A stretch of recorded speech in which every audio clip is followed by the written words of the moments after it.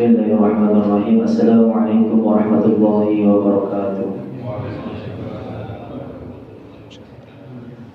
Alhamdulillahilladzi bi ni'matihi tatimmus shalihat wa bi fadlihi tanzilul barakat. Asyhadu an la ilaha illallah rabbul bariyat wa asyhadu anna sayyidina Muhammadan 'abduhu wa rasuluhu khairul makhluqat.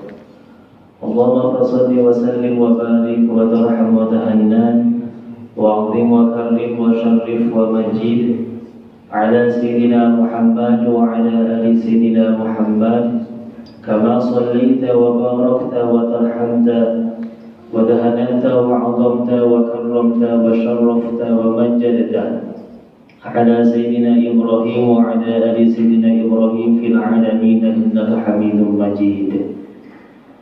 أما بعد فقد قال الله عز وجل في محكم تنزيله أعوذ بالله من الشيطان الرجيم بسم الله الرحمن الرحيم يا أيها الذين آمنوا اتقوا الله حق تقاته ولا تموتن إلا وأنتم مسلمون.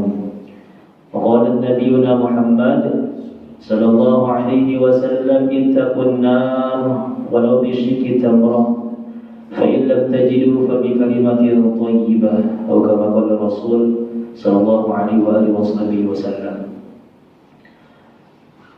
حضرات الأفاضل سادة العلماء والمشايخ والأساتذة الأعزاء والأجلاء حفظكم الله ورعاكم.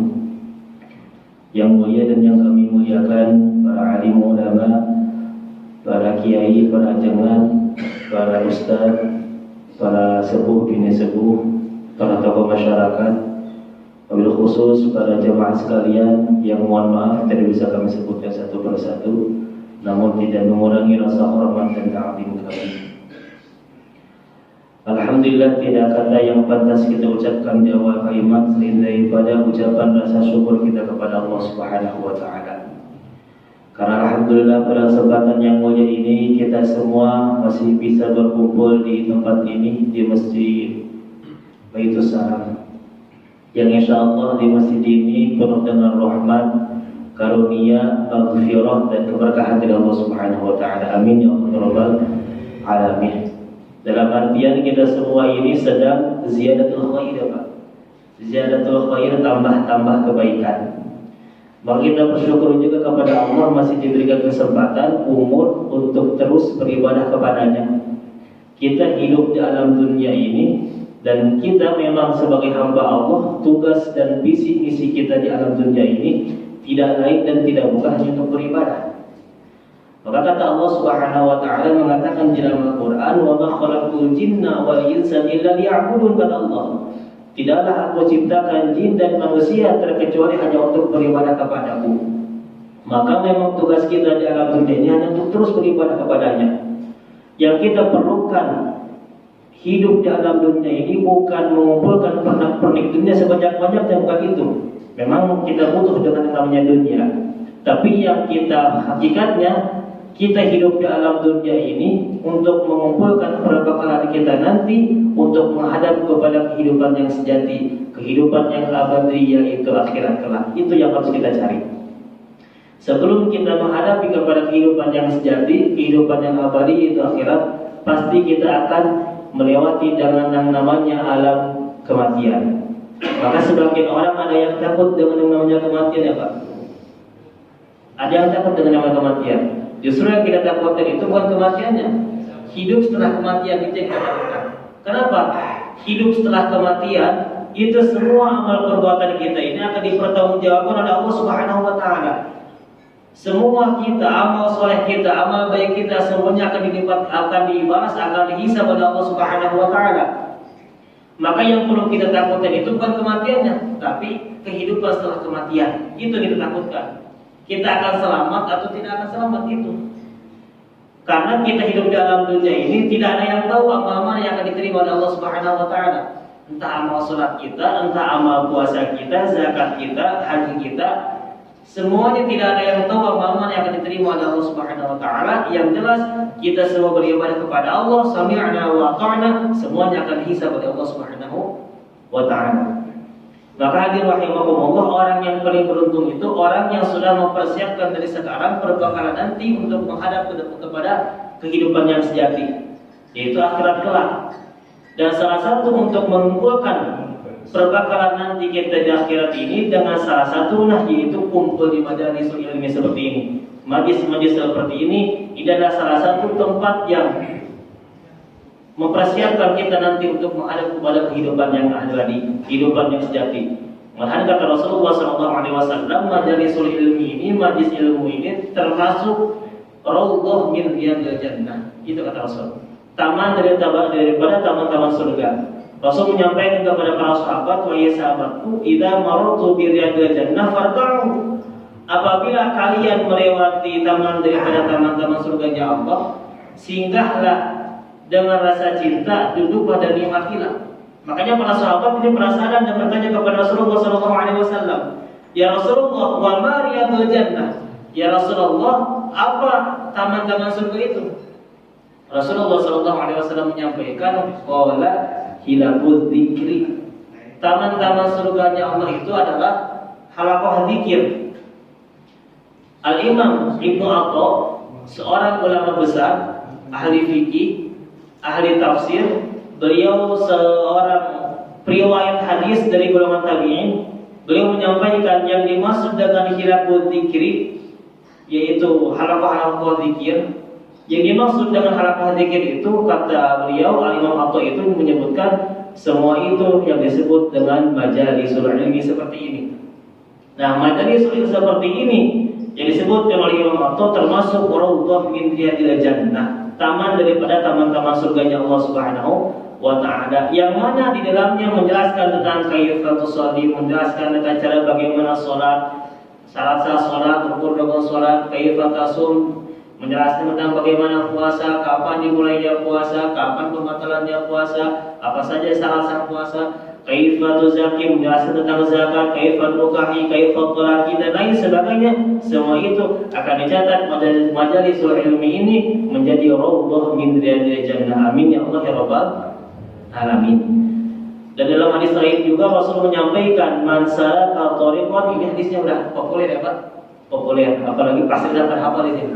Man salaka thariqan yatamisu fi ilman sahalallahu bihi thariqan ila jannah. Barang siapa yang menempuh jalan untuk mencari ilmu, ketika seorang itu menempuh jalan untuk mencari ilmu, maka pastikan sahalallahu bihi thariqan ila jannah. Allah Subhanahu wa taala akan memudahkan kepada hamba tersebut jalan menempuh surganya Allah Subhanahu wa taala. Hadir rahimakumullah, terlepas daripada itu, mudah-mudahan perkumpulan kita di pagi ini mudah-mudahan dicatat oleh Allah Subhanahu wa taala menjadi perkumpulan amal baik, amal soleh, amal ibadah yang dapat memperberat timbangan kebaikan kita nanti di yaumil hisab. Amin ya Allah ya rabbal alamin. Karena apa?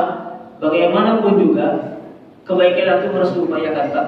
Sekecil apapun kebaikan itu perlu diupayakan, ya Pak. Sekecil apapun kebaikan perlu diupayakan, karena ketika kebaikan itu lebih besar, lebih banyak dibanding dengan amal keburukannya, itu pasti akan salah. Makanya kata Allah Subhanahu wa taala mengatakan di dalam Al-Qur'an, fa amma man thaqulat, gimana Pak? Fa amma man thaqulat mawazinu fa huwa fi 'ishatir radiyah. Itu kata Allah. Barang siapa yang amal baiknya, amal solehnya, ketika nanti ditimbang di yaumil mizan itu lebih besar, lebih berat dibanding dengan amal salahnya, dibanding dengan amal buruknya, maka pastikan bahwa fi 'ishatir radiyah, hamba tersebut akan ditempatkan di tempat yang diridhoi oleh Allah Subhanahu wa taala, yaitu surga. Akan tetapi sebaliknya, wa na'udzubillah, wa amma man khaffat mawazinu fa ummuhu hawiyah. Maka barang siapa juga kata Allah yang amal salahnya, amal buruknya, amal jeleknya ketika nanti ditimbang di yaumil mizan itu lebih besar, itu lebih berat dibanding dengan amal baiknya, dibanding dengan amal solehnya, maka pastikan terpaksa hamba tersebut akan ditempatkan di neraka hawiyah. Na'udzubillah, Naudzubillah. Makanya pas sekecil apapun perbuatan baik perlu kita upayakan, dan kita ini pasti setiap hari itu mendengar surga ya Pak. Mudah-mudahan kita akan masuk ke dalam surganya Allah Subhanahu wa Ta'ala. Dan kita terus berdoa selepas sholat. Kita jangan langsung buru-buru pergi, langsung buru-buru kabur, jangan. Tapi upayakan untuk berdoa dulu sesuai dengan ajaran Rasulullah Muhammad SAW yang dicontohkan oleh Rasulullah, yaitu tentang doa ketika beres sholat kita minta selamat dulu. Itu doanya, Allahumma antas salam wa minkas salam wa ilaika ya'udus salam ila akhirih. Nah itu jadi kita minta selamat dulu. Minta selamat untuk diri kita, minta selamat untuk anak kita, istri kita, suami kita, keluarga kita. Kita minta selamat dulu. Karena memang yang pastikan kita ini ingin selamat dunia wal akhirah gitu Pak. Apalagi memang umur umat baginda Nabi ini tidak panjang-panjang. Umur umat baginda Nabi itu di antara 60 sampai 70. Maka kata Rasulullah sampaikan umur umatku ini baina sittin ila sab'in, di antara 60 atau 70 tahun begitu kan Pak. Umur umat baginda Nabi itu tidak ada yang lebih, kalaupun itu lebih mungkin itu bonus mega bonus dari Allah Subhanahu wa Ta'ala. Tapi rata-rata umur umat baginda Nabi itu baina sittin ila sab'in, di antara 60 sampai 70 tahun. Makanya hati-hati kalau misalnya di sini ada yang sudah berumur 59 tahun, lebih 11 bulan, lebih 3 minggu, lebih 6 hari. Nanti besok hati-hati itu. Hati-hati karena baina sittin ila sab'in, di antara 60 sampai 70 tahun. Nah, ketika nanti di usia akhir-akhir hayatnya, sisa umurnya, maka memperbanyak doa untuk selamat dunia wal akhirah. Perbanyak doa, perbanyak lisan ini untuk terus berzikir kepada Allah Subhanahu wa Ta'ala, dan jangan sampai lisan ini keluar kata-kata yang sampai menyakiti hati orang lain. Di akhir hayatnya, di sisa umurnya, jangan sampai kita ini jangan terlalu banyak makan, karena khawatir ada sesuatu yang masuk ke dalam tubuh kita yang bukan hak kita. Jangan terlalu banyak berpergian jauh, karena khawatir di sisa umur kita banyak berpergian jauh, khawatir meninggal di jalan disahin orang gitu. Khawatir. Makanya di sisa umur kita ini perbanyak untuk beristighfar kepada Allah, lisan ini untuk basah berzikir kepada Allah Subhanahu wa Ta'ala. Jangan banyak tidur, banyak ibadah kepada Allah Subhanahu wa Ta'ala. Mata ini jangan sampai mata ini melihat sesuatu yang memang tidak diridhoi Allah Subhanahu wa Ta'ala. Apalagi terlebih pada bulan puasa ya Pak. Kalau tadarus bulan puasa, kalau tidak pakai kacamata itu kan nggak kelihatan ya.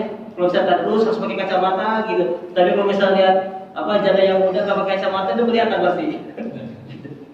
Nah, di sisa umur kita ini kita berdoa kepada Allah untuk kita keselamatan kepada Allah Subhanahu wa Ta'ala. Hadirin rahimakumullah, salawat dan salam dan henti-hentinya kita haturkan kepada kehariban kita, yakni habibana wa nabiyana wa qurrati a'yunina wa maulana Muhammad sallallahu alaihi wa alihi wasallam. Sayyidina al-anbiya wal mursalin, seseorang yang menjadi inti dari kerasulan dan kenabian, seseorang yang menjadi khatamin nabiyina, dari penutup seluruh rangkaian para nabi, seseorang yang menjadi akhir syariat yang selalu Allah perbaharui, pembawa syariat yang sempurna juga paripurna. Maka beruntunglah orang-orang yang bisa mengikuti syariat yang sempurna itu, dan celakalah dan rugilah orang-orang yang tidak mengikuti syariat yang sempurna itu. Maka alhamdulillah kita semua ini, panjenengan semua dan para pribadi kami termasuk hamba Allah yang insya Allah terpilih, yang mampu dan mau Allah tetapkan hati kita ini untuk terus mengikuti sunnah-sunnah Nabi, yang terus mengikuti jejak langkah Rasulullah Muhammad Sallallahu Alaihi Wasallam. Dan terbukti kumpulnya kita di sini termasuk hamba Allah yang selalu mengikuti sunnah Nabi, dan kita melakukan sunnah Nabi itu. Apa sunnah Nabi yang terberat ini? Sunnah Nabi yang terberat itu adalah belajar. Kita mengikuti jejak langkah Rasulullah Muhammad SAW dengan sunnah Nabi yang terberat, yaitu belajar. Betul Pak? Belajar itu berat atau belajar Pak? Kalau misalnya tidak percaya, coba Pak, saya tanya Pak, Bapak milih mana? Ngaji di sini 2 jam mendengarkan kajian, atau duduk di sini masjid 2 jam, atau duduk di tempat ibu gado sambil reunian Pak? Sambil makan-makan, milih mana Pak? Milih mana Pak? Di sini 2 jam ngaji dengarkan kajian ilmu, atau di ibu gado sambil reunian ngobrol-ngobrol lewat 2 jam makan-makan ngopi-ngopi, pilih mana Pak? Oh, di sini. Di ibu gado juga. Nah, Makanya Pak, kami sampaikan sunnah Nabi yang terberat itu adalah belajar. Belajar. Tidak semua Allah berikan untuk beri kekuatan kepada seorang hamba. Tidak semua Allah berikan kepada seseorang itu untuk kuat ngaji betah di tempat ilmu ini. Tidak semua orang. Makanya alhamdulillah panjenengan semua bisa betah dalam ngaji, tidak merasa puas, tidak merasa kenyang, bawahnya tuh harus ilmu terus. Nah ini mudah-mudahan kita semua bisa istiqomah di jalan Allah Subhanahu wa taala. Amin ya Allah ya Rabbal alamin. Terlebih di sisa umur kita ini, ketika Allah diberikan keistiqomahan dalam belajar, keistiqomahan dalam mengaji, maka mudah-mudahan insya Allah Rasul sampaikan, man kharaja min baitihi fi thalabil ilmi fa huwa fi sabilillah hatta yarji. Itu kata Rasulullah sallallahu alaihi wasallam. Barang siapa yang meniatkan dirinya ketika keluar rumah, meniatkan semua rangkaian kehidupan itu diniatkan untuk belajar ketika di luar rumah, maka kata Rasulullah SAW, ketika seorang hamba itu diniatkan keluar rumah untuk belajar, maka selama di luar rumahnya itu akan dicatat sebagai fahuwa fi sabilillah, sebagai hamba Allah yang sedang berjuang di jalan Allah Subhanahu wa taala. Sampai kapan? Hatta yarji, sampai ia hamba tersebut kembali ke rumah dan tidak meniatkan belajar lagi. Itu. Maka ketika kita keluar rumah ini Pak ya, kita niatkan untuk belajar, kita niatkan untuk mengaji. Nah, ketika kita keluar di rumah di sini dicatat sebagai hamba Allah yang sedang berjuang di jalan Allah Subhanahu wa taala. Maka ini salah satu rumus untuk kita semua. Rumus ketika kita ingin wafat keadaan husnul khotimah, wafat dalam keadaan baik, maka tanamkan dalam hati kita ini untuk betah, untuk tidak bosan, tidak merasa puas dalam ngaji. Terus bawahnya itu ingin ngaji, mendengarkan kajian-kajian, mendengarkan ilmu, maka insya Allah akan terdapat wafat dalam keadaan husnul khotimah. Amin ya Allah ya Rabbal alamin. Dan itu ciri seorang mukmin. Seorang mukmin itu tidak akan merasa puas dalam belajar, tidak akan merasa puas dalam mendengarkan hal kebaikan. Rasul sampaikan, la yashba'al mu'minu min khairin hatta yasma'u hatta yakuna muntahal jannah. Kata Rasul, la yashba'al mu'minu min khairin yasma'u hatta yakuna muntahal jannah. Seorang mukmin itu tidak akan merasa puas, seorang mukmin itu tidak akan merasa kenyang, tidak akan merasa bosan dalam mendengarkan kajian-kajian, dalam mendengarkan hal-hal yang baik. Sampai kapan? Hatta yakuna muntahal jannah, sampai hamba tersebut, seorang mukmin itu dibalas oleh Allah Subhanahu wa taala berupa surga, lalu ia merasa puas dalam mendengarkan kajian-kajian ilmu. Maka mudah-mudahan kita semua ini akan dicatat dan dibalas oleh Allah Subhanahu wa taala dengan hadiah surga. Amin ya Allah ya Rabbal alamin. Hadir rahimahumullah. Sampai Isra ini Pak. Hadir rahimahumullah, mungkin pada pagi ini kami akan menyampaikan sedikit tema, yaitu ada 3 perkara yang dapat membinasakan kepada kita. Ini yang akan kami tarik tema pada pagi ini. 3 perkara yang dapat membinasakan kepada kita. Di dalam hadis riwayat Imam Tabrani bahwasanya Rasulullah sallallahu alaihi wasallam pernah menyampaikan salasun muhlikat. Ada 3 perkara yang dapat membinasakan kepada kita. Apa saja 3 perkara itu? Yang pertama adalah syuhun muto. Itu yang pertama. Kikir atau pelit yang selalu ditaati. Poin yang pertama itu yang akan membinasakan. Poin yang kedua yang akan membinasakan itu adalah hawa muttaba'. Hawa nafsu yang selalu dituruti, hawa nafsu yang selalu diumbar. Yang ketiga yang akan membinasakan itu adalah i'jabul mar'i bi nafsi, bangga terhadap diri sendiri. Nah, ini sebetulnya hadisnya panjang. Rasul sampaikan salatun muhlikat, ada 3 perkara yang dapat membinasakan, salatun munjiat, ada 3 perkara yang dapat menyelamatkan. Apa saja 3 perkara yang dapat menyelamatkan itu? Rasul sampaikan khasyatullah fi sirri wal alaniyah. Takut kepada Allah Subhanahu wa taala dalam kondisi sendiri atau dalam kondisi ramai. Yang kedua yang akan menyelamatkan, kata Rasul, al-'adlu fil ridha was-sahut. Bersikap adil dalam kondisi ridha, dalam kondisi senang, dalam kondisi tidak senang. Yang ketiga, kata Rasul, yang akan menyelamatkan itu adalah al-qasdu fil fikri wal ghina. Bersikap biasa saja dalam kondisi fakir atau dalam kondisi kaya. Nah ini ada 3 perkara yang dapat membinasakan yang tadi, ada juga 3 perkara yang dapat menyelamatkan. Nah, kalau memang ini cukup waktunya, kami akan menyampaikan semuanya. Tapi kalau misal tidak cukup waktunya, kami hanya menyampaikan 3 perkara saja. 3 perkara yang dapat membinasakan kepada kita. Nanti 3 perkara yang dapat menyelamatkan di lain waktu lagi. Kalau misalnya kita akan dikasih jadwal untuk menggantikan Ustaz Rasim. Hadir rahimahumullah, Rasulullah SAW menyampaikan salatul muhlikat. Ada 3 perkara yang dapat membinasakan kepada kita. Apa saja 3 perkara itu? Tadi yang pertama adalah syuhun muto, kikir atau pelit yang selalu ditaati. Itu yang pertama. Kita semua tahu Pak, yang disebut dengan kikir itu kan tidak mau mengeluarkan hartanya sama sekali. Dipendam terus, ditimbun terus hartanya itu kan, tidak mau dikeluarkan. Nah, antonimnya lawan kata daripada kikir gitu berarti boros ya Pak. Boros itu berarti selalu dikeluarkan hartanya tanpa dipikir-pikir, tanpa dikaji lagi, yang faedah yang tidak faedah dikeluarkan semuanya hartanya tanpa dipikir. Nah, 2 sifat itu adalah salah satu yang akan membinasakan kepada kita. Tetapi yang dianjurkan oleh Rasulullah Muhammad SAW adalah sikap pertengahan di antara kikir dan juga boros. Apa? Yaitu dermawan. Itu yang dianjurkan oleh Rasulullah Muhammad SAW. Sikap dermawan harus kita lakukan, dan dalam kebaikan pun kita harus dianjurkan untuk dermawan. Makanya kata Allah Subhanahu wa taala mengatakan di dalam Al-Qur'an, "Walladzina idza anfaqu lam yusrif wa lam yaqturu wa kana baina dzalika qawama." Itu kata Allah Subhanahu wa taala. Salah satu hamba Allah, ibadur Rahman, hamba Allah yang disayangi itu ketika idza anfaqu, ketika mereka berinfak, lam yusrifu, tidak berlebihan. Tidak berlebihan dalam berinfaknya, sikap dermawan saja, tidak berlebihan. Harta yang kita punya itu tidak semuanya untuk diinfakkan, untuk disedekahkan semuanya. Kita punya semua hartanya diinfakkan, diberikan kepada orang yang tidak seperti itu. Justru sikap ibadur Rahman, hamba Allah yang disayangi itu lam yusrifu, tidak berlebihan, secukupnya saja. Kenapa? Karena kita mempunyai kewajiban. Misal kita mempunyai anak, mempunyai istri, keluarga yang harus kita dinafkahi, yang harus kita diberikan finansialnya, makanannya, uangnya dan lain sebagainya, yang harus kita berikan kewajiban hak-haknya. Makanya ibadur Rahman, hamba Allah yang disayangi itu ketika berinfak lam yusrifu, tidak berlebihan dalam berinfaknya. Juga walam yaqturu, tidak pelit dalam berinfak.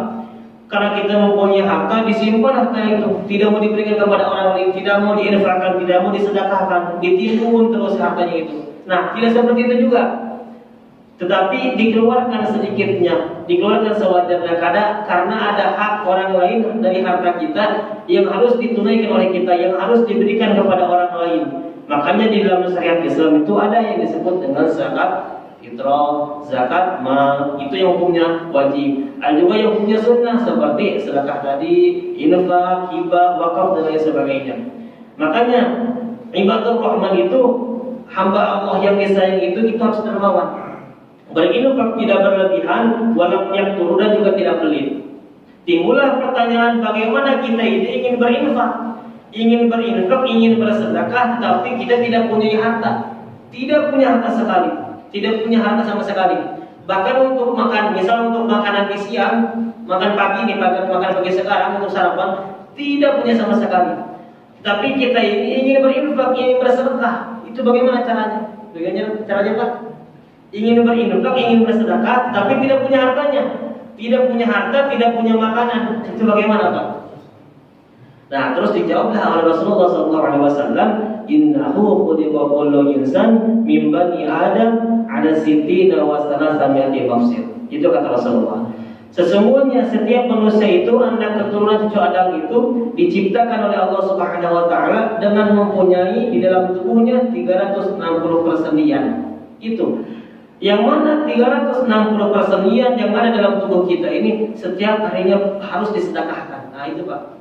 360 persendian yang ada dalam tubuh kita ini setiap hari harus disedekahkan. Itu bagaimana sedekahnya Pak? Sedikit harus dicampur, tidak kepada orang lain, atau gimana? Gimana Pak? Nah, kata Rasulullah SAW, persendian yang ada dalam tubuh kita ini Dalam hadis selanjutnya, faqullu tasbihatin shadaqatun, setiap bacaan tasbih itu adalah sedekah. Wa kullu tahmidatin, setiap bacaan tahmid shadaqatun itu menjadi sedekah. Wa kullu takbiratin, setiap bacaan takbir shadaqatun itu menjadi sedekah. Wa kullu tahlilatin, setiap bacaan tahlil shadaqatun itu menjadi sedekah. Wa amrun bil ma'ruf, memerintahkan dalam kebaikan shadaqatun itu menjadi sedekah. Wa nahyu 'anil munkar, mencegah dalam kemungkaran shadaqatun itu menjadi sedekah. Itu kata Rasulullah sallallahu alaihi wasallam.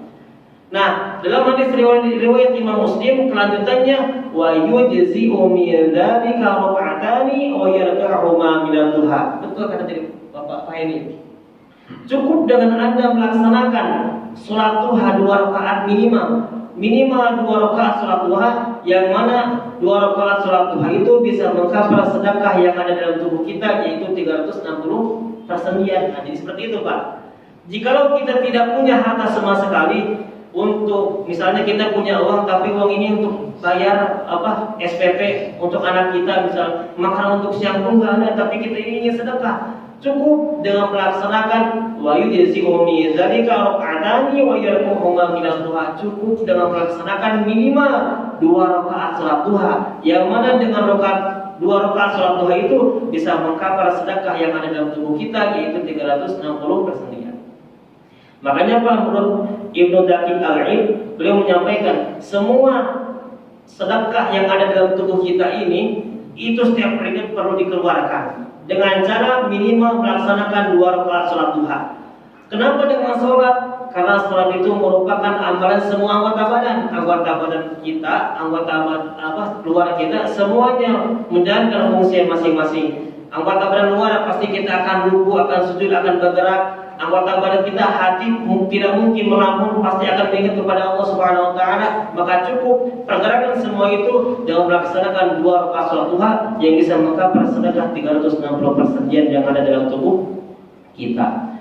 Maka hadirin rahimakumullah, di samping sedekah itu mempunyai hikmah, dengan sedekah kata Rasul menjadi tanfa'ul bala, mencegah daripada balahi, mencegah daripada musibah, mencegah daripada cobaan, mencegah daripada kecelakaan. Juga dengan bersedekah hikmahnya menjadi obat bagi orang-orang yang sakit. Rasul menyampaikan, da'u maradakum bis-shadaqah, obatilah orang-orang sakit di antara kalian bis-shadaqah, dengan bersedekah. Makanya Pak, ada satu kisah menarik. Kisah ini kisah nyata yang langsung diceritakan oleh Al-Habib Ahmad Al-Habsyi Solo. Beliau menceritakan dengan hikmahnya sedekah. Ada seorang wanita tua asal dari Riyadh, yang mana wanita tua ini diponis oleh seorang dokter terkena penyakit yang serius, yaitu penyakit kanker darah. Karena si wanita tua ini mempunyai penyakit yang serius, penyakit kanker darah, dan dibutuhkan perawat yang sangat ekstra, perawat yang sangat luar biasa. Akhirnya si wanita tua ini yang asal dari Riyadh ini menyewa salah satu pembantu. Tugasnya untuk menyiapkan makanannya, menyiapkan minumannya, obat-obatan dan sebagainya. Menyewalah si wanita tua ini pembantu, dan kebetulan pembantu ini pembantu asal dari Indonesia, TKW gitu ya, tenaga kerja wanita. Nah, sewalah pembantu ini untuk bekerja di wanita tua ini, bekerja ketika sudah bekerja, singkat cerita, menyiapkan semua makanannya, menyiapkan semua minumannya, menyiapkan obat-obatannya. Nah, ketika si majikan tua ini, orang yang kaya raya ini, melihat kepada pembantunya, kok pembantunya ini sering mondar-mandir masuk ke kamar mandi gitu. Beberapa saat kemudian masuk ke kamar mandi, keluar lagi ke kamar mandi. Beberapa saat kemudian masuk lagi si pembantu ini ke kamar mandi, keluar lagi ke kamar mandi. Kalau sudah masuk ke kamar mandi itu lama sekali. Nah, karena penasaran, si wanita tua ini, si majikan ini penasaran kepada pembantunya, akhirnya dipanggil si pembantu itu untuk menghadap. Ketika pembantu itu menghadap, lalu ditanyalah oleh si majikan ini, kok kamu ini akhir-akhir ini sering mondar-mandir masuk keluar kamar mandi, ada apa? Padahal pada normalnya itu keluar masuk kamar mandi dalam sehari paling 4-5 kali, tapi kamu ini beberapa saat, beberapa menit, beberapa jam masuk kamar mandi, keluar lagi ke kamar mandi. Kalau sudah di kamar mandi itu lama sekali. Itu ngapain gitu? Nah, si majikan ini bagus, tidak langsung memarahi kepada pembantunya, tidak langsung marah. Kamu ini harus profesional kerjanya, kamu harus fokus kerjanya, tidak seperti itu. Tetapi si majikan ini malah menanyakan perkara tadi, kamu ini kenapa kok akhir-akhir ini sering marah-marah masuk kamar mandi? Lalu kata si pembantu itu malah menangis. menangis sambil menjawab kepada majikan itu, "Bu, sebetulnya 2 bulan yang lalu saya ini baru melahirkan seorang anak. Saya ini pengantin baru, saya ini qadarullah diberi rezeki oleh Allah Subhanahu wa taala baru melahirkan seorang anak.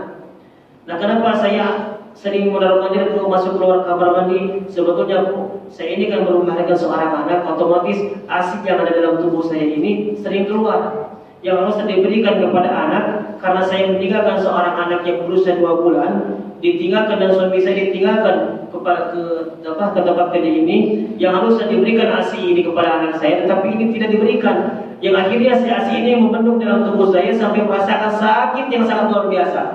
Dan terpaksa untuk meminimalisir rasa sakit ini, saya terpaksa untuk masuk ke kamar mandi dan mengeluarkan ASI-ASI yang ada dalam tubuh saya ini. Nah, ketika semua mengeluarkan ASI-ASI semuanya, saya kembali bekerja ini, lalu terlihat oleh ibu. Nah, ketika si majikan tua ini mendengar cerita seperti itu, langsung menangis si majikan ini. Menangis karena ada saudara semuslimahnya, saudara seagamanya yang rela meninggalkan anak yang berusia 2 bulan, yang baru dilahirkan, berusia 2 bulan, pengantin baru, meninggalkan suaminya juga demi memperbaiki ekonomi di rumahnya. Akhirnya ketika si majikan ini sudah tahu ceritanya, lalu merintahkan kepada pembantunya untuk melanjutkan kembali bekerjanya. Si wanita pembantu ini kembali bekerja, lalu si majikan ini menelpon kepada salah satu travel untuk memesankan satu tiket perpulangan pada saat itu juga pulang ke negara si pembantu itu yaitu Indonesia. Ketika si majikan ini sudah menelpon kepada salah satu travel memesankan satu tiketnya, sudah memesankan tiket itu, lalu dipanggillah si pembantu itu kembali. Ketika sudah pembantu itu kembali, lalu si majikan ini memberikan semua tiketnya itu sambil mengatakan, "Ini tiket perpulangan kamu. Pada saat ini juga bereskan baju-baju kamu, bereskan barang-barang kamu, pulanglah kamu ke Indonesia, pulanglah kamu ke negaramu, rawat anakmu, susui anakmu, kasih makan anakmu sampai ia besar. Kalau kamu masih membutuhkan pekerjaan, boleh kamu datang ke sini. Saya akan beri nama kamu sebagai pembantu saya. Ini nomor saya," gitu kan. Ketika sudah dikasih nomor teleponnya, dikasih tiket perpulangannya, lalu diberikanlah gaji selama ia kontrak di situ. Karena kontraknya baru 2 tahun, tetapi si pembantu ini baru bekerja 2 bulan. Karena langsung meninggalkan anak-anaknya itu yang baru melahirkan, bekerja 2 bulan di situ, tetapi si majikan ini memberikan kepada pembantu itu uang yang gaji selama 2 tahun. Berarti banyak ya Pak? Banyak. Ketika sudah dikasih uang yang gaji selama 2 tahun itu, lalu singkat cerita si pembantu ini membereskan semua baju-bajunya, membereskan barang-barangnya, lalu berangkatlah ia pulang ke negaranya itu, negara Indonesia. Ia merawat anaknya, menyusui anaknya sampai ia besar dengan uang yang tadi gaji selama 2 tahun itu. Karena si majikan tua ini sudah membantu kepada pembantunya, akhirnya si majikan ini punya jadwal untuk check up tentang penyakit yang ada dalam tubuhnya itu. Dan kebetulan pada saat itu jadwal dia check up ke dokter. Ketika ia datang ke dokter, akan melakukan check up yang pertama, pengecekan tentang kanker darah yang ia alami itu. Ketika melakukan pengecekan yang pertama oleh dokter, itu kebetulan qadarullah 100% penyakit itu hilang. Si penyakit yang ada tadi kanker darah itu yang diponis itu tidak akan lama hidupnya, diponis oleh dokter ini pasti tidak akan sembuh. Tapi qadarullah dengan 100% kanker itu hilang. Karena si masih penasaran si dokter ini, dicabut alat pengecekan itu, dilakukan pengecekan yang kedua, masih tetap sama, si kanker itu hilang, penyakit itu hilang dalam tubuh si majikan itu. Masih penasaran, dilakukan pengecekan yang ketiga, maka Allah dengan bersedekah akan menyembuhkan kepada kita. Karena Rasul menyampaikan tadi, dawu maradakum bis-shadaqah, obatilah orang-orang sakit di antara kalian dengan bersedekah. Maka hadir rahimakumullah, dalam hadis lain juga Rasulullah SAW menyampaikan, inna shadaqata la tudfi'u mutaqarrab. Sesungguhnya sedekah itu akan memadamkan amarahnya Allah Subhanahu wa taala, wa tamna'u mitatsu, dan akan mencegah kematian yang buruk. Maka mudah-mudahan semua kita ini ketika nanti dipanggil Allah Subhanahu wa taala, dipanggil dalam keadaan husnul khotimah. Amin amin ya rabbal alamin. Juga di sisa umur kita ini mudah-mudahan Allah berikan kepada kita dengan gemar bersedekah di jalan Allah Subhanahu wa taala. Kalau misalnya kita tidak bisa bersedekah dengan harta kita, kita tidak bersedekah dengan makanan-makanan yang kita punya, maka setidaknya kita bersedekah dengan tadi, sedekahkan tubuh kita ini dengan melakukan sholat duha, dengan lisan ini basah untuk berzikir kepada Allah Subhanahu wa taala, lisan ini untuk berzikir, bertasbih, bertakbir, bertahlil, tahmid, mencegah dalam kemungkaran, memerintahkan dalam kebaikan, itu semua akan dihitung dan dicatat sebagai sedekahnya kepada Allah Subhanahu wa ta'ala. Jadikan ucapan-ucapan ini lisan ini hal sesuatu yang baik. Jangan sampai lisan ini basah dengan menyakiti hati orang lain, tapi jadikan lisan ini untuk basah berzikir kepada Allah Subhanahu wa ta'ala. Maka Rasul menyampaikan, ittaqunna walau bisyikit tamr. Hindarilah oleh kalian nerakanya Allah Subhanahu wa ta'ala walau bisyikit tamr, meskipun dengan sedekah dengan sepotong kurma. Bapak misalnya punya kurma, dibagi dua, sedekahkan yang setelah sebagian lagi dimakan. Nah, dengan kita bersedekah sepotong kurma itu dengan ikhlas karena Allah, itu insya Allah akan menyelamatkan kepada kita. Apalagi kalau kita misalnya punya harta, kita sedekahkan setengah harta kita atau sebagian dari harta kita di jalan Allah Subhanahu wa taala, maka insya Allah akan menyelamatkan kepada kita. Bagaimana kalau misalnya kita tidak punya? Kata Rasul, fa illam tajidu fa bi kalimatin thayyibah. Jika kita tidak punya harta tadi, misal sepotong kurma minimal, misal sepotong kurma kita tidak punya, fa illam tajidu fa bi kalimatin thayyibah. Maka ucapkan lisan ini semuanya ini sesuatu hal-hal yang baik, sesuatu yang bisa mengajak kepada orang lain, watawassaw bil haqqi, mengajak dalam kebaikan. Lisan ini jangan sampai menyakiti hati orang lain. Kenapa? Mohon maaf, Pak. Ada dua perkara yang dapat memudahkan kita masuk ke dalam nerakanya Allah Subhanahu wa taala. Dua perkara yang dapat memudahkan kita masuk ke dalam nerakanya Allah. Yang pertama, dikarenakan al-fam, lisan yang banyak ngomong yang sampai menyakiti hati orang lain. Itu dua perkara tadi yang dapat memudahkan. Yang pertama al-fam, lisan yang karena banyak ngomong sampai menyakiti hati orang lain, dan yang kedua adalah al-farji, kemaluan. Ya mohon maaf, kemaluan ini pasti berbau tentang zina atau lain sebagainya. Nah, dua perkara ini yang akan memudahkan kita masuk ke dalam nerakanya Allah Subhanahu wa taala. Dan juga ada dua perkara yang memudahkan kita masuk ke dalam surganya Allah Subhanahu wa taala. Apa?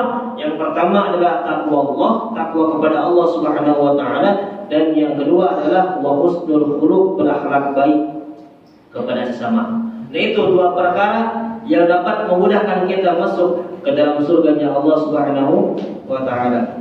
Ini sampai jam berapa? Lagi? Masih lama? Sebelum kita lagi? Oh, langsung aja. Poin yang kedua berarti. Jadi yang pertama adalah syukur muto, kikir atau pelit yang selalu ditaati. Nah, untuk menangani yaitu dengan ikhlas bersedekah karena Allah Subhanahu wa taala, dengan sedekah tidak lam yusrifu, tidak berlebihan, walam yaqturu, dan juga tidak pelit dalam bersedekah. Itu yang poin yang pertama. Poin yang kedua yang akan membinasakan dalam kepada kita adalah hawa muttaba, hawa nafsu yang selalu dituruti, hawa nafsu yang selalu diumbar. Ini yang akan membinasakan kepada kita. Makanya mohon maaf, hawa nafsu itu jangan dikebiri, bahasa itu ya Pak. Jangan dikebiri. Kalau misalnya hawa nafsu dikebiri, mungkin Bapak tidak akan mempunyai anak. Mungkin dengan dikebiri, Bapak tidak akan mau berangkat ke masjid. Tetapi hawa nafsu itu perlu dikendalikan. Karena hawa nafsu juga ada hawa nafsu yang condong pada kebaikan, ada juga hawa nafsu yang mendorong pada keburukan. Makanya disebut an-nafsul mutmainnah, itu yang condong pada kebaikan. Tetapi ada juga kebanyakan dari hawa nafsu itu mendorong pada keburukan. Disebut di dalam Al-Quran amaratun bisu, mendorong pada keburukan. Itu hawa nafsu. Makanya di dalam Islam itu ada nasihat yang disebut dengan basyir, kabar gembira, dan juga nadir, kabar peringatan. Basyir kabar gembira, nanti kabar peringatan. Nah, untuk mengendalikan hawa nafsu kita supaya kita tidak condong pada keburukan, cobalah kita sering mendengarkan nasihat-nasihat yang nadir, kabar peringatan kepada kita. Jangan selalu kita ini mendengarkan kabar basyir, kabar gembira saja. Tapi cobalah untuk menerima kabar nadir peringatan kita takut-takuti kita ini dengan nerakanya Allah. Supaya apa? Supaya kita ini tidak betah dalam kemaksiatan, supaya kita ini tidak terus nyaman dalam kemaksiatan. Makanya kalau misalnya kita sering mendengarkan nasihat-nasihat yang basyir, kabar gembira saja sampai tua, maka pasti kemungkinan kita akan betah dalam kemaksiatan. Pasti akan berpikir, toh Allah itu innallaha ghafurur rahim, Allah itu Maha Pengampun juga Maha Penyayang. Saya sekarang bermaksiat, besok saya akan bertobat, pasti akan diterima oleh Allah Subhanahu wa taala. Nah, itu efek dikarenakan sering mendengarkan basyir, kabar gembira. Terus dikasih kabar gembira yang akhirnya punya pemikiran sekarang bermaksiat, besok bertobat, insya Allah akan diterima. Nah, seperti itu. Tetapi coba kita terima ini nasihat yang nadir, kabar peringatan untuk kita. Kenapa? Untuk takut-takuti diri kita ini, hawa nafsu kita ini dengan nerakanya Allah Subhanahu wa taala. Ketika kita Ramadan sering mendengarkan nadir kabar peringatan dari Allah Subhanahu wa taala, maka insya Allah kita akan bisa mengendalikan hawa nafsu kita. Hawa nafsu yang tidak akan mendorong pada keburukan. Makanya, mohon maaf Pak, Nabi Muhammad SAW itu diciptakan oleh Allah Subhanahu wa taala di samping memang untuk menyempurnakan akhlak, innamal bu'itsu liutammima makarimul akhlak, tapi Rasulullah juga diciptakan oleh Allah Subhanahu wa taala sebagai basyir, kabar gembira, dan juga nadir, kabar peringatan. Makanya di dalam Al-Qur'an ada kata-kata basyir dan juga kata-kata nadir ya Pak. Cuman kebanyakan di dalam Al-Quran itu kata-kata nadirnya, kabar peringatannya. Kenapa? Karena kebanyakan manusia itu sering melakukan amal salahnya dibanding dengan amal solehnya. Itu. Kebanyakan dari manusia ini, apalagi umat baginda Nabi besar Muhammad SAW ini, kebanyakan melakukan amal salahnya dibanding dengan amal solehnya. Yang mana hawa nafsu itu selalu mendorong pada keburukan. Nah, untuk menanganinya, untuk mengkikis hawa nafsu yang mendorong pada keburukan itu dengan apa? Dengan ilmu. Ilmu yang dibarengi dengan rasa khasyatullah, takut kepada Allah Subhanahu wa taala. Itu insya Allah akan bisa menangani dan menyelamatkan kepada kita. Tetapi ada juga ilmu, mempunyai ilmunya tetapi tidak dibarengi dengan khasyatullah, takut kepada Allah Subhanahu wa taala, itu malah menjadi percuma, sia-sia saja. Makanya banyak Pak sampai kirakan oknum-oknum para kiai, para ustaz kan yang mempunyai pondok yang mohon maaf Pak sampai mencabuli santriwan-santriwatinya, santriwati yang di daerah Bandung kemarin sempat viral Pak. Di daerah Bandung ada santriwati yang dilecehkan, 14 santriwati yang dilecehkan oleh kiainya. Itu karena apa? Tahu ilmunya tetapi tidak rasa khasyatullah, takut kepada Allah. Bahkan ada di satu tempat Pak sampai diliput di TV. Itu seorang kiai oknum kiai sampai mencabuli bukan santriwati tapi santriwan laki-laki anak kecil di bawah umur itu dilecehkan oleh kiainya. Itu karena apa? Tidak khasyatullah, tidak takut kepada Allah. Sempatlah kemarin viral sampai ada film Walid gitu kan, film Walid. Nah itu apa? Itu jaminan banyak oknum-oknum yang tidak dibarengi dengan khasyatullah, takut kepada Allah Subhanahu wa taala. Maka di poin yang kedua tadi adalah hawa muttaba', hawa nafsu yang selalu dituruti. Untuk menanganinya yaitu dengan cara ilmu ngaji seperti ini dan dibarengi dengan khasyatullah, takut kepada Allah Subhanahu wa taala. Poin yang terakhir, poin yang ketiga yang akan membinasakan kepada kita adalah i'jabul mar'i bi nafsi. Bangga terhadap diri sendiri. Misal Pak ini Misal Pak ini selalu melaksanakan sholat tahajud 20 rakaat setiap harinya misal Pak. Nah, Pak ini mempunyai tetangga, misalnya Pak Bambang. Di sini namanya Pak Bambang. Ada Pak? Oh, Pak Muroto bisa. Pak Muroto nanya lah ke Pak ini, Pak, Bapak, Pak ini nanya ke Pak Muroto, Pak, Bapak sudah melaksanakan sholat tahajud belum? Aduh Pak, saya ini jarang, misalnya Pak, saya ini jarang melaksanakan sholat tahajud. Maksudnya kata Pak ini, na'udzubillah, misalnya gitu. Terus Pak Muroto nanya, Pak ini melaksanakan sholat tahajud. Nah, Bapak nggak lihat itu, ini kening saya sampai hitam, sampai hitam selalu melaksanakan sholat tahajud 20 rakaat setiap harinya, misal. Nah, ketika Pak ini selalu mengumbar kebaikannya sampai keluar sifat takabburnya, sifat ujubnya, keluar rasa dirinya lebih baik, maka itulah akan binasa pahalanya. Itu kata Rasulullah SAW. Ketika ibadah yang dibarengi dengan rasa ujub, rasa diri lebih baik, itu malah akan menjadi binasa. Makanya Pak, ada salah satu kalam hikmah yang dikatakan oleh Ibnu Athaillah As-Sakandari di dalam karya itu Al-Hikam. Beliau menyampaikan, ma'siyatun awratat dhullan wa iftiqaran khairun min ta'atin awratat izzan wa istikbaran. Sebuah kemaksiatan yang melahirkan ketundukan dan melahirkan rasa takut kepada Allah Subhanahu wa taala itu lebih baik dibanding dengan amal ibadah yang melahirkan bibit kesombongan, amal ibadah yang melahirkan bibit merasa dirinya lebih baik. Itu kata Ibnu Athaillah As-Sakandari dalam kitab itu Al-Hikam. Makanya ada yang disebut dengan ketaatan yang rusak. Nah itu ada ketaatan yang rusak. Kenapa? Karena ketika kita beribadah itu tidak dibarengi dengan rasa ikhlas karena Allah, tetapi merasa ujub, merasa diri kita lebih baik. Makanya ciri-ciri orang yang bertakwa itu ketika di waktu sahur selalu memperbanyak istighfar. Makanya bahasa Al-Quran itu disebutkan wal mustaghfirina bil ashar, selalu beristighfar di waktu sahur. Kenapa? Untuk menghilangkan rasa ujub, menghilangkan rasa takabur, merasa diri kita lebih baik dibanding dengan orang lain sampai meremehkan orang lain. Padahal kita tahu ibadah kita ini banyak kekurangannya, tetapi malah merasa diri kita lebih baik, maka semua itu akan binasa di hadapan Allah Subhanahu wa ta'ala. Mungkin Pak, itu saja 3 perkara yang akan membinasakan kepada kita. Yang pertama tidak apa?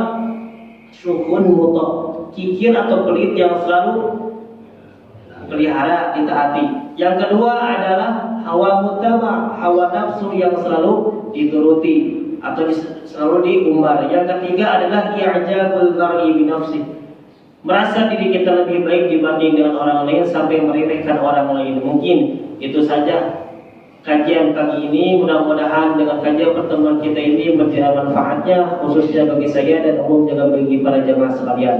Dan mudah-mudahan yang kumpul kita hadir di sini, mudah-mudahan Allah berikan dipanjangkan umurnya sehat-sehat lalu, anak-anaknya, cucunya, keturunannya soleh dan soleha, yang punya susah, yang punya hutang, yang punya ruwet dalam hidupnya, yang punya kesulitan dalam hidupnya, mudah-mudahan Allah mudahkan, amin.